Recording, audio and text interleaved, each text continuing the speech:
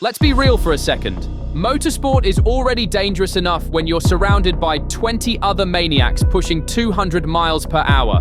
The last thing anyone needs is Santino Ferrucci, a guy who drives like he's playing bumper cars at a county fair. You'd think someone with his talent would be climbing the racing ladder with grace and discipline. Instead, he strapped on a helmet, floored it straight into every controversy possible, and made pit stops at every PR disaster you can imagine. But let's start from the beginning, back when people still thought this kid might actually be the future of American motorsport. Santino was the classic racing prodigy. Born in 1998 in Connecticut, he was winning go-kart titles while most kids his age were just figuring out what Mario Kart buttons did. By the time he was a teen, he'd become a McLaren development driver and was already rubbing elbows with NASCAR legend Tony Stewart. People started whispering, maybe this is it, the American kid who could finally crack Formula One. And at first, the results weren't bad. He wasn't dominating, but podiums were happening. He was versatile, competitive, hungry. He raced in the US, Britain, Germany, and even Macau. He didn't win everything, but he was everywhere.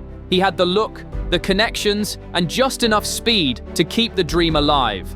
By 2016, he landed in GP3, rubbing shoulders with names like Charles Leclerc and Alex Albon, actual Formula One drivers now. And while they were busy building championship-winning careers, Santino was busy, let's say, auditioning for the role of Formula One's first court jester. Because just when you thought he'd keep it clean and rise through the ranks, 2018 happened. That year was less racing season and more unhinged reality show.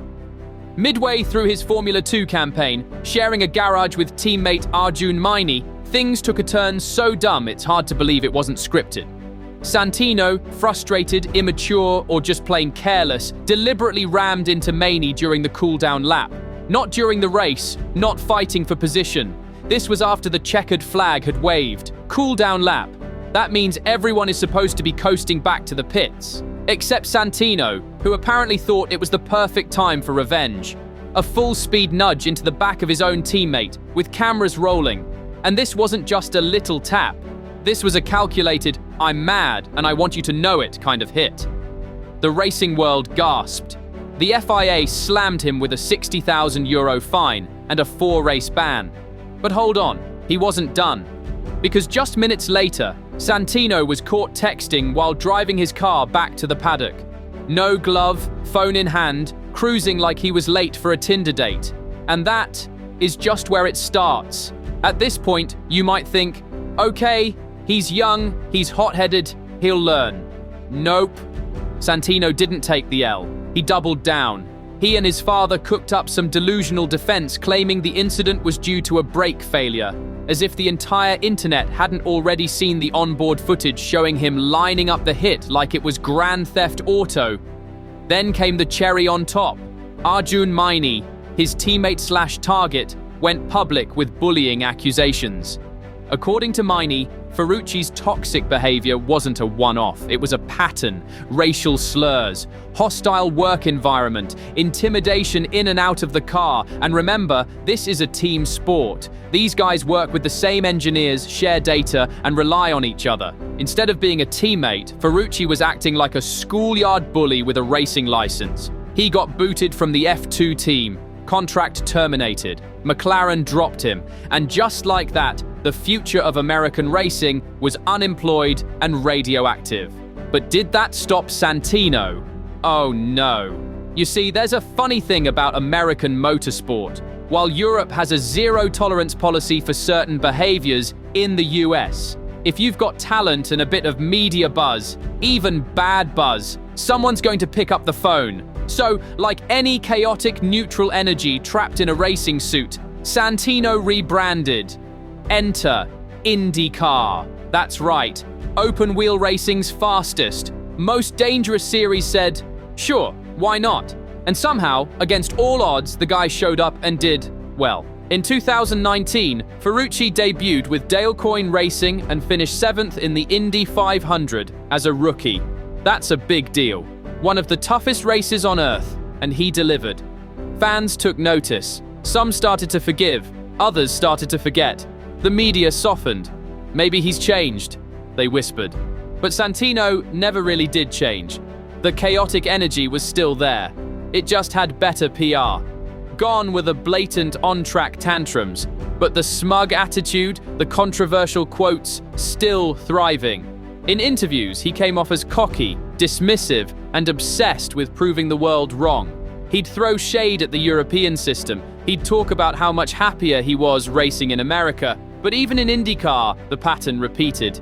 Ferrucci never quite clicked with teams long-term. He'd hop around, Dale Coyne, RLL, part-time seats, NASCAR cameos, always fast, always almost delivering, but never quite steady enough to build anything meaningful. And off-track, still giving the PR teams migraines. At one point, he dyed his hair bleach blonde and styled it like Guy Fieri on a Red Bull binge, claiming it gave him speed energy. At another, he showed up to a driver's meeting late, wearing mismatched shoes and blaming vibes. It was part performance, part personality, but always pure Ferrucci. Fans were split. Some loved the anti-hero image, the rogue rebel who didn't play politics. Others rolled their eyes. Because there's a difference between being a maverick and being a menace. And then came the real test, consistency. Because in racing, speed will get you noticed, but maturity keeps you hired. Teams need someone who can finish races, bring home points, work with engineers, manage tires, think big picture. Santino. He'd have a strong weekend and then follow it up with a crash, a weird quote, or a bizarre off-track moment that made everyone say, "Oh, right. It's that guy, take 2021, for example." He popped up for a handful of IndyCar races with Rahal Letterman Lanigan Racing. Decent finishes, top 10s, nothing wild but solid, enough to build on, but the vibe in the garage, still uneasy. He didn't mesh, and that's been the through line of his whole career. Wherever he goes, he's fast, but alone. A lone wolf with a short fuse and a helmet full of grudges. Now, let's talk about NASCAR, because if there's any racing series that thrives on chaos, it's NASCAR. And in a twist that shocked nobody paying attention, Santino dipped his toes into the stock car world in 2021. The idea of Ferrucci trading sleek open-wheel cars for hulking V8 beasts is hilarious on its own. But somehow, he didn't completely embarrass himself. He made select starts in the Xfinity series, and guess what? He finished races. Didn't win, but he stayed out of the walls, ran clean laps, and made a case for being more than just a liability. Was it growth? Was it luck? Was it just lower expectations? Hard to say, but it proved one thing. Santino Ferrucci can race. The issue has never been raw skill. It's everything else. The ego, the unpredictability, the lack of self-awareness that makes him drive like the rules don't apply. You can't coach that out of someone. You either grow up or you burn out. And somehow, Ferrucci still hasn't burned out. In fact, in 2023, he landed a full-time ride with AJ Foyt Racing. That's a team with legacy, with history, a name that means something in American racing. And the big question was, could he finally be the guy? Could Santino put it all together? Speed, consistency, maturity, and deliver something special? And here's the insane part. He kind of did. At the 2023 Indy 500, Ferrucci qualified fourth. He ran up front all day. For a brief shining moment, it looked like the guy once banned from Formula 2 for playing Demolition Derby might actually win the biggest race in America. He didn't. He finished third, but it was the best result AJ Foyt Racing had seen in years. It was clean, it was fast, it was, dare we say it, professional. And just like that, the Ferrucci redemption arc began to flicker. Media outlets wrote glowing pieces. Fans started changing their tone. Maybe he's not the dumbest racer after all, they said. Maybe he just needed time to mature. But if there's one thing we've learned with Santino Ferrucci, it's never that simple. Because just when you think Santino Ferrucci is ready to turn the corner, he reminds you, nope, he's still got that chaos engine running under the hood. After that career-best Indy 500 podium in 2023, you'd expect momentum, a level up, something that says, I'm not that guy anymore. But instead, his next headlines were about, you guessed it, drama. Mid-season, whispers started coming out of the Foyt camp. Internal tension. Reports of shouting matches in debriefs. One source even claimed Ferrucci openly blamed engineers for setups that he signed off on. Classic deflection. Classic Ferrucci. Instead of building trust, he was burning bridges again. Fast. And then came the rumors that other teams, ones with real championship potential, were watching. Not because they wanted him, but because they wanted to not want him. It's the Santino paradox. He's fast enough to make you curious, but volatile enough to make you back off. It's a weird place to be in your career. Too fast to ignore, too unstable to fully trust. And the thing is, Ferrucci knows this. He leans into the villain arc when it suits him, playing up the whole black sheep of motorsport thing like it's a brand. He'll give a cocky interview, flash a smirk, and toss out a quote that makes PR flinch and fans debate in the comments. He's made being polarizing part of his identity. But here's the problem. That only works when you win. When you're collecting trophies, people tolerate your quirks. When you're not, you're just noise. And while Ferrucci has speed, he hasn't been stacking wins. Podiums? Yes. Moments of brilliance. For sure. But he's not a title contender. He's not even the top guy on a mid-pack team. He's still the wild card. The guy who might pull something off, or might run someone off the road just because he's mad. Which brings us back to the question, is Santino Ferrucci the dumbest racer of all time? Honestly, number, not even close. Because dumb implies a lack of skill, a lack of awareness. And that's not what this is. Santino isn't dumb. He's self-sabotaging. He's a talent grenade with the pin halfway pulled. He's what happens when skill meets ego with no filter. When someone grows up too fast in racing, but too slow in life. And that's what makes him so fascinating and frustrating. You watch Santino Ferrucci race, and you're always asking, which version of him is showing up today? The one who can finish top 5 in the Indy 500? Or the one who once texted and drove a race car like it was a group chat on wheels? So, no, he's not the dumbest racer, but he might just be the most avoidable caution flag in motorsport history. And yet, here's the twist. Santino Ferrucci might be exactly what motorsport needs, for better or worse. Because, let's face it, racing has gotten a little sanitized. Every driver coached to death, every answer PR polished, every personality flattened into carbon copy templates of respect the team and we'll look at the data. It's professional, it's polished, it's also boring. Santino is a guy who says what he thinks, drives with reckless abandon, and reminds everyone watching that yes, these are still real people, flawed, raw, unpredictable. Whether you love him or loathe him, you watch him. He brings attention, headlines, debate. In an age of safe content, Ferrucci isn't. And that, bizarrely, has value. It's the same reason drivers like James Hunt, Juan Pablo Montoya, and even early career Kyle Busch drew eyes. Chaos, talent, and the refusal to play nice. Santino belongs to that lineage, not the greats necessarily, but the disruptors. The lightning rods. The ones who keep the sport from feeling like a corporate spreadsheet. And look, he's only in his mid-20s. In racing terms, that's barely adult. Scott Dixon didn't peak until his 30s. Helio Castroneves won an Indy 500 at 46. Ferrucci's got time.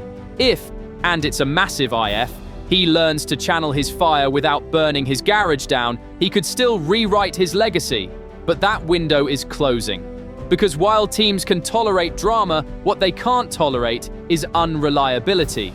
And Ferrucci is still unpredictable. You don't win championships on flashes of brilliance. You win them by showing up every weekend and delivering results, clean laps, and no surprises. He hasn't done that yet. And maybe he never will. Maybe he'll bounce between part-time seats, throwing elbows and sound bites, making highlight reels and lowlight reels in equal measure. Maybe in 10 years, we'll still be talking about the time he nearly won Indy, and the time he drove like he had a grudge and a blindfold. Or maybe, just maybe, he figures it out. Maybe that podium at the Indy 500 was more than a one-off. Maybe it was the wake-up call, the proof that he can go toe-to-toe with the best without self-destructing. Maybe he finally gets a team to believe in him, a car that matches his pace, and a season where the biggest story isn't what dumb thing he said, but how damn fast he was. That's the dream. But for now, Ferrucci remains what he's always been. A storm cloud with horsepower. A driver with just enough skill to keep getting chances, and just enough baggage to keep wasting them. One moment he's thrilling, the next he's terrifying. And in between, he's the caution flag we all saw coming. And honestly, maybe that's why we can't look away. There's something undeniably human about Santino Ferrucci. In a sport built on perfection, perfect braking points, perfect telemetry, perfect media training, he's messy, he's emotional, he makes mistakes, big ones, and then doubles down on them like a guy bluffing with a pair of twos. We don't root for him the way we root for underdogs. We don't admire him the way we do champions. But deep down, there's a part of every motorsport fan that recognizes him. He's the embodiment of wasted potential, of what if, of talent undone by temperament. And that's the paradox. He could be so much more. When he gets it right, it's electric. That Indy 500 drive, that wasn't luck. That was skill, vision, and control. That was Santino at his best. And if that guy showed up every race weekend, we'd be talking about him as a future series champion, not a walking controversy. But then, the mask slips. One passive-aggressive radio message. One dumb move under pressure. One ego-fueled misstep. And just like that, he's back in the penalty box of public opinion. Even the fans who root for him do it with a mix of pride and dread. It's like supporting a quarterback who throws Hail Marys and interceptions in the same quarter. You cheer when it works, you groan when it doesn't, and you always brace for the implosion. Still, there's one thing you can't say about Santino Ferrucci, that he's boring, and maybe that's the secret to his survival. In a world where sponsors value eyeballs and headlines almost as much as trophies, Santino generates noise. Whether it's Twitter fights, bold predictions, or strange post-race interviews, he's always in the conversation. And when seats are limited and attention is currency, sometimes being unforgettable is enough. But here's the deal, and it's the hard truth. Motorsport eventually runs out of patience. No matter how much drama you bring, if you don't evolve, if you don't win, you become expendable. You stop being the wild card and start being the liability. That's the crossroads Ferrucci is standing at now. He's got experience, he's got a name, he's still young, but the leash is shorter, the tolerance is thinner. The redemption arc, if it's going to happen, needs to start now. Because if he doesn't turn the corner soon, history will write his story for him, not as the next great American driver, not as the Indy 500 champion, but as the guy who almost had it and blew it. A walking caution flag, a headline in a fire suit. The dumbest racer of all time? No. But if he doesn't wise up fast, maybe the most disappointing, ask any racing fan about Santino Ferrucci and you'll never get the same answer twice.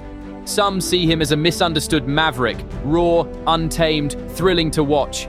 They cheer when he defies expectations, argue that his passion is mistaken for arrogance, and believe deep down that he just needs the right team to unlock his potential. For them, every race is a chance at redemption. Others have written him off entirely. To them, Ferrucci is the poster child for wasted talent. A cautionary tale. Proof that being fast isn't enough if you can't act like a professional.